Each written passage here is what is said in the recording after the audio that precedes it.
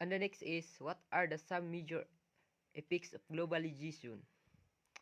First is cultural, sharing of ideas, attitude, and, and values across national borders. Cultural values across national borders. We share everything nowadays through online, including values, and Filipinos just love to imitate, particularly the language and it perks of accent and values to even if they don't really mean it, but because it's BTS and XO, that is what we killed. Kinain ng K-pop, K-drama ang sistema ng Pinoy. We fans stick light and Bollywood. We love Priyanka and their dance, so we incorporate in our self culture of India. The love to dance in China, who doesn't remember Jet Li or Jackie Chan with their kicks, punch, stunts, and flips, being a martial artist expert, and we try to imitate them. That is called with globalization. Culture is becoming a shared thing with a downside, since the country who was already a strong point in culture always shallow up those who are at weak points, and just just to have a global feels without introducing that there is so much things we need to know and have and love about ourselves. And the next is industrial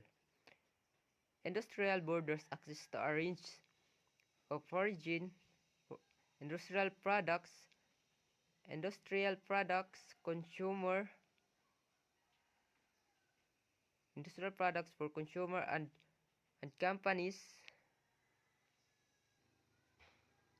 Industrial for consumer and companies alike, the preference of consumers are determined by companies, and companies operate in export and import, meaning that products made in the Philippines will reach markets among our neighboring countries and vice versa.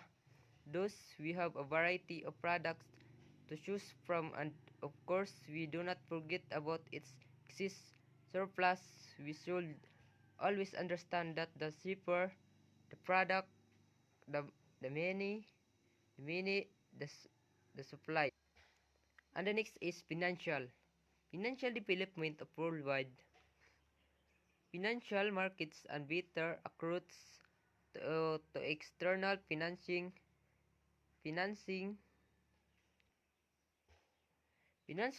financial markets. Money dictates the economy. It's always about financial needs, and to account for this, one should always think that in extending bilateral relationship, it is always to note that financial aid cannot be excused in the picture.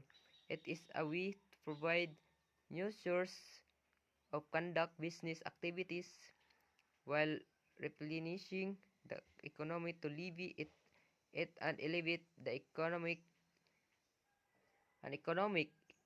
establish of capital common market based on the freedom of exchange of goods and capital. Economic A unified common market for exchange of goods and capital needs are always the priority, but the system does not equally cater to all our needs in cheapest and quality product possible.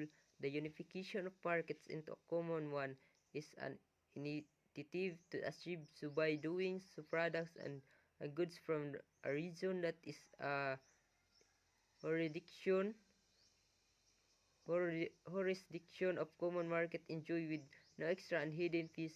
Your money can then buy cheap with world-class quality in no hassle scenario. You make as of your money match. And the next is political creation of international organization to regulate the relationship among governments. Political creation of international relationship among governments.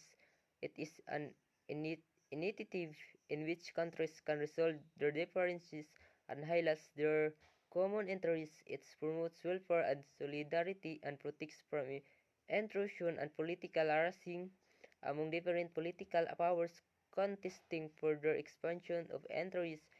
Asian is one example in 2012 Filipino Muslim which to create a landmark in what is called Sabah to establish ancestral restoration and so the said armies to reclaim Sabah as part of their jurisdiction. On the other hand, Sabah already determined itself among Federation of Malaysia.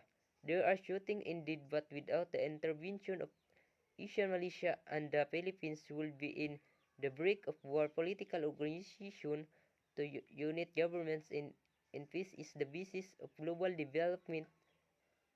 And the last is in informational increase in information flows between geographically remote location. Informational increase of information, locally research and novel breakthroughs and global shifts that could impact how the world be in the future. All matters to us, even small things about your celebrity interest as globalization has brought this that the increase in information proves people to participate actively because of the need and the feeling to belong, and with ever happenings around the world we are connected. That's all.